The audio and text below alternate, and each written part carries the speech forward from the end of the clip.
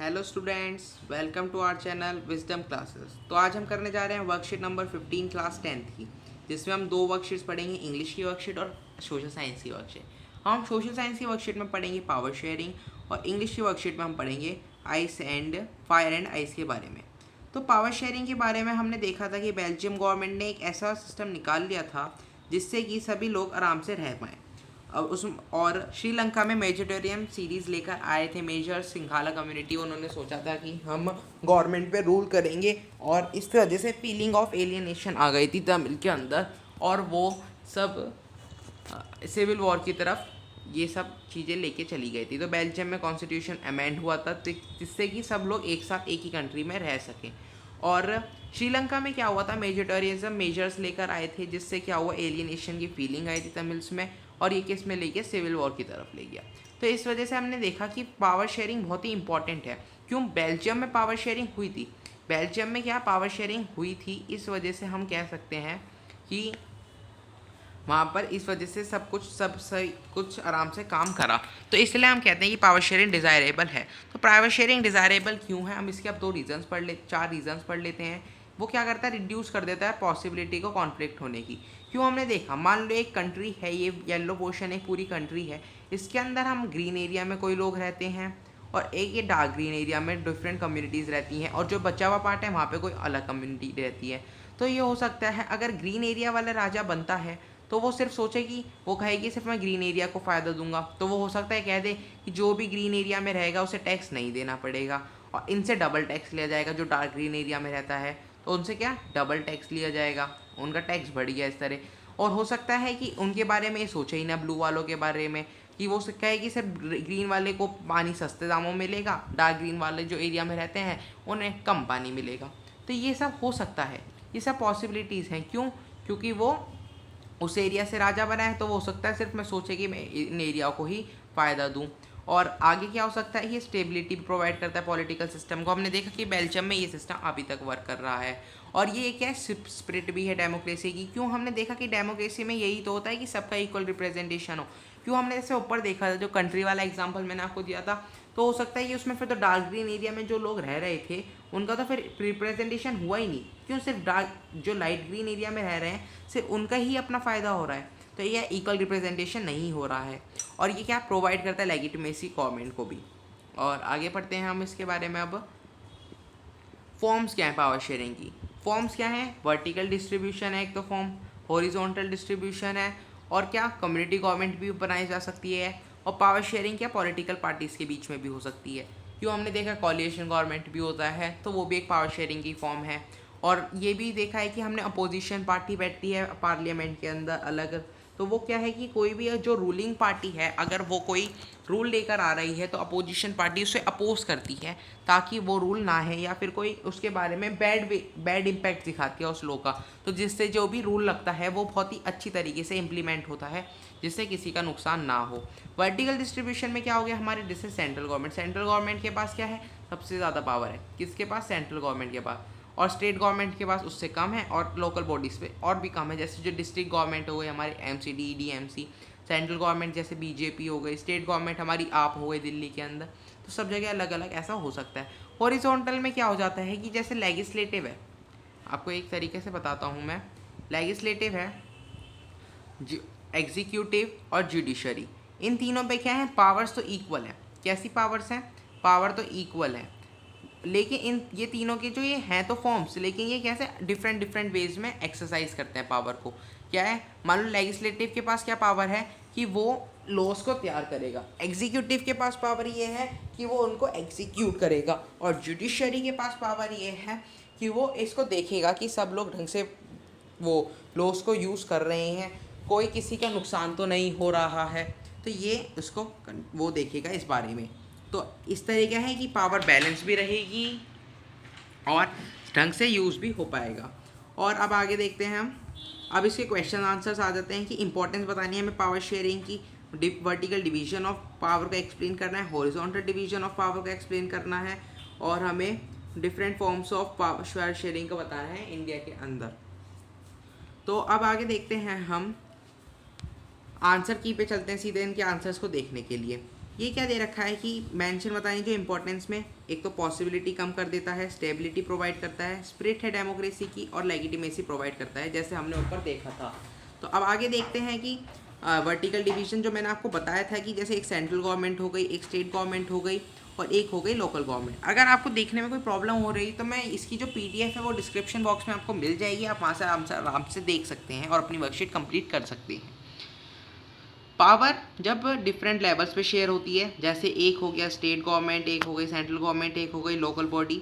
तो ये देखिए government for the entire country, एक स्टेट गवर्नमेंट और एक हो गई लोअर देन द स्टेट। तो ये क्या हो गया, vertical division of power. Next क्या होता है हमारा horizontal distribution of power. Horizontal distribution of power में क्या है, गवर्नमेंट डिफरेंट ऑर्गन्स जो होते हैं गवर्नमेंट के, क्या लॉ बनाना, लॉ को एग्जीक्यूट करना और उसका चेक करना कि सभी लोगों के हितों का पालन हो, तो वो गए जुडिशरी के पास। वो क्या होता है, सेम ही लेवल है इन सब के पास, क्या है पावर तो इक्वल है, कि किसी के पास ज़्यादा पावर नहीं है। और ये क्या है, लेकिन एक दूसरे की पावर पे चेक करके रखते हैं, क्या चेक बना के रखते हैं कि कोई दूसरा पावर मिसयूज़ तो नहीं कर रहा है पावर का। तो इससे क्या होता है, ये बैलेंस बना के रखता है पावर का इन सब के बीच में। जैसे लेजिस्लेचर, एग्जीक्यूटिव, जुडिशरी मैंने आपको बताया था, ये सेम लेवल पे होता है, बस पावर डिफरेंट यूज़ करते हैं। और हमें नेक्स्ट में बताना है कि हमें कौन सी form of power sharing India में है। तो इंडिया में हम दोनों तरीके से पावर शेयरिंग देख सकते हैं। इंडिया में हम दोनों तरीके से पावर शेयरिंग देख सकते हैं, जैसे एक minute, sorry for the inconvenience. अब दोनों तरीके से पावर शेयरिंग देख सकते हैं। इन इंडिया में दोनों तरीके से पावर शेयरिंग देख सकते हैं, मैंने आपको बताया था। क्यों, हॉरिजॉन्टल डिस्ट्रीब्यूशन ऑफ पावर में कैसे, सेंट्रल गवर्नमेंट, अभी हम क्या है सेंटर पे कौन सी पावर पार्टी रूल कर रही है, बीजेपी। स्टेट गवर्नमेंट में जैसे दिल्ली की ले लेते हैं तो वहाँ पे आप कर रही है। और लोकल बॉडीज़ कैसे हो गई, ED, MC, MCD, अलग अलग तरीके से। और हम हॉरिजॉन्टल कैसे देखते हैं, जैसे पार्लियामेंट क्या है, लेजिस्लेटिव बॉडी है इंडिया का। और प्रेसिडेंट और प्राइम मिनिस्टर क्या होगा, एग्जीक्यूटिव बॉडी हो गए। और judiciary mean supreme court, high court, ये क्या है हमारा, ये दिखाते हैं हॉरिजॉन्टल डिस्ट्रीब्यूशन ऑफ पावर। यहाँ पे क्या है, पार्लियामेंट क्या हो गया हमारा, पार्लियामेंट क्या हो गया, लेजिस्लेटिव बॉडी, पार्लियामेंट है हमारा legislative body. President and prime minister क्या है, एग्जीक्यूटिव बॉडी। और supreme court and high court क्या हो गए हमारे, जुडिशरी बॉडी। तो इस तरह क्या है, हम दोनों चीज़ें देख सकते हैं। अब हम आगे चलते हैं अपनी इंग्लिश की वर्कशीट पे। इंग्लिश की वर्कशीट में हमें क्या पढ़ना था, पोएम्स के बारे में बताया उसमें कि पोएम की डेफिनेशन डिफरेंट पीपल्स ने क्या दी है। अब इसके बारे में हम पढ़ लेते हैं कि एरिस्टोटल थे, उन्होंने क्या किया, पोएम क्या होती है जिसमें रिथम हो, मतलब राइम्स हो, और क्या हो, लैंग्वेज अच्छे से और हारमोनी बताए कि पीस देती हो। शेक्सपियर कहते हैं कि 2 लाइन्स की पोइट्री जैसे जो यूजली राइम करे, जैसे बच्चों की पोएम्स हो गई, हमने भी काफ़ी सारे पोएम जैसे वो हो बहुत सारी हो सकती हैं। जैसे कि मैं आपको एक एग्जांपल देता हूँ, आइस, डिज़ायर, तो इनका कोई भी पोलो, आइस, फायर्स, गोट, बोट, तो हम इनको यूज़ कर रहे हैं, जैसे इनको एक साथ यूज़ कर रहे हैं, राइम्स बना रहे हैं, गोट हो गया, बोट हो गया, कैट, बैट। तो हमने ऐसे काफ़ी राइम्स वर्ड पहले पढ़े हैं।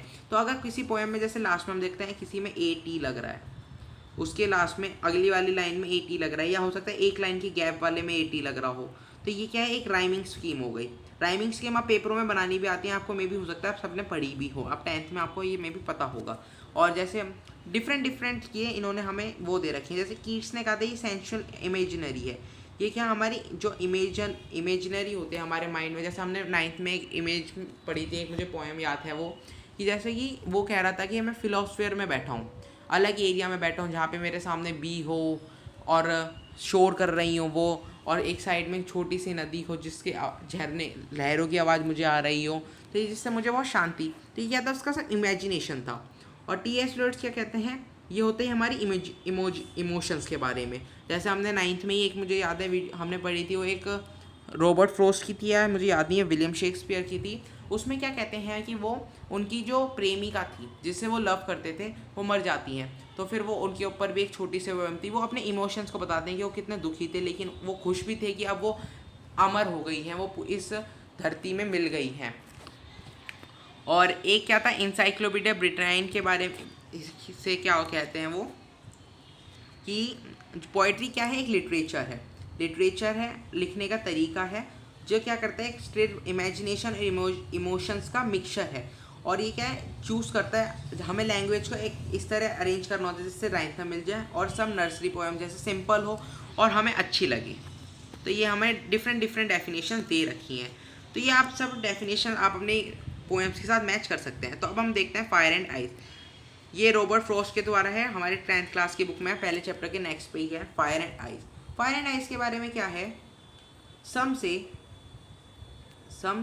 एक minute, yes, some say the world will, एक minute sorry, some say the world will end in fire. Some क्या कहते हैं कि कुछ लोग तो कहते हैं कि जो ये धरती है ये फायर में ख़त्म हो जाएगी, कुछ कहते हैं आइस में। तो अगर मुझे एक इनका टेस्ट करना हो तो मैं फायर को वो करूँगा। फायर इन्होंने यहाँ पे पता है किस चीज़ को बताया, मैं आपको बता देता हूँ। यहाँ पे इन्होंने एग्रीगेशन, गुस्सा, ये सब को बताया कि जो हम सामने देख सकते हैं वॉर हो रही हैं अब रेगुलर, ये क्या है, फायर को इन्होंने रिकोनाइज़ किया इस तरीके से कि अभी हमने देखा कि हर जगह वॉर हो जाती हैं, बहुत कुछ हो रहा है। तो इन सब ने इनको ये फायर का वो किया है, फायर के रिकोनाइज्ड किया है। और हम देख, अगर मुझे 2 बार मरना हो, अगर 2 बार सोचना हो तो मैं हेट को भी उतना ही करूँगा। इन्होंने क्या, आइस को हेट जो हमारे मन के अंदर होते हैं, जैसे कैसे हमारा ये हो गया कि हम इसके बारे में घृणा करते हैं, इसके बारे में गलत सोचते हैं, तो इन्होंने सब इस चीज़ को आइस से रिकोनाइज करा है। तो ये कहते हैं कि हो सकता है, या फिर अगर मुझे 2 बार मरना हो तो मैं आइस से भी जाना चाहूँगा, ये भी सफिशिएंट रहेगा धरती को ख़त्म हो करने के लिए। तो अब इसमें क्वेश्चन पूछा है लास्ट में कि आपको लगता है ये भी एक पोएम है? यस, ये बिल्कुल एक पोएम है। आपने क्यों ये पोएम क्यों है, आपको मैं इसका रीज़न भी बताता हूँ, एक मिनट। रीज़न देखिए, हमने देखा फायर, डिज़ायर, एक मिनट, आइस, ट्वाइस, ये क्या है, राइमिंग वर्ड्स है। तो ये एक पक्का 100% पोएम है। ट्वाइस, आइस, तो ये सब क्या है, राइमिंग वर्ड्स हो गए। और हम जैसे देख सकते हैं आप काफ़ी सारे वर्ड्स बन जाते हैं कभी इस काफ़ी पोएम्स में। तो हमें इसमें बताना है यस ये एक पोएम है, और क्या आप इनमें से अब मेंशन डेफिनेशंस में ये किस किस पे फिट बैठते हैं हमें इसमें बताना है। तो ये मैंने आपको आगे आंसर दे रखा है, अब उसके हम आंसर पे चलते हैं। आंसर देखते हैं। फायर एंड आइस डेफिनेटली एक पोएम है, यस ये कन्फर्मली एक पोएम है। और कैसी पोएम है, एक बहुत ही अच्छी पोएम है रॉबर्ट फ्रॉस्ट के बारे में। उन्होंने इस धरती की अब सच्चाई बता रहे हैं कि इसमें कि धरती में जैसे जिस हिसाब से वॉर होती जा रही है, एग्रेशन लोगों का बढ़ रहा है, घृणा बढ़ रही है, लोगों के बारे में गलत भाव बढ़ रहे हैं, तो इससे ये बताना चाह रहे हैं कि धरती या तो आग में ख़त्म हो सकती है, बर्फ़ में ख़त्म हो सकती है। और तो ये फिर किस किस में फिट बैठती हैं, एरिस्टोटल की डेफिनेशन में फिट बैठती हैं। उन्होंने कहा था कि रेथम होनी चाहिए, तो हाँ रेथम बिल्कुल है उसमें, जैसे क्या आइस टू आइस में हो गया। और कीट्स और टी.एस. इलियट्स की डेफिनेशन में भी फिट बैठती हैं। क्यों, इसमें ही इमोशन शो कर रहे हैं कि किसके बारे में, डिस्ट्रक्शन ऑफ वर्ल्ड कैसे हो सकता है, वर्ल्ड का डिस्ट्रक्शन कैसे हो सकता है, क्या किस तरह लोग मर सकते हैं। ये लोग वो क्या कहना चाहते हैं, लोग किस में मर जाएंगे, लोग आग में ही मर जाएंगे, लोग लड़ते लड़ते ही मर जाएंगे। और वो आइस में कैसा कह रहे हैं कि लोग दूसरे के बारे में गलत गलत सोचते ही, उनके बारे में घृणा करते ही, अपने मन में इतना वो मन मुटाव रखते हुए मर जाएंगे। तो उन्होंने ये वे बताया है कि आज के लोग कैसे हो गए हैं। तो इसी के साथ हमारी यहाँ पे वर्कशीट कंप्लीट होती है। अगर आपको हमारी वर्कशीट पसंद आई हो और समझ आया तो इसे ज़रूर लाइक कर दें और अपने फ्रेंड्स के साथ शेयर कर दें, ताकि वो इसे अच्छे से देख पाएँ और अपनी वर्कशीट ईजिली कंप्लीट कर पाएँ।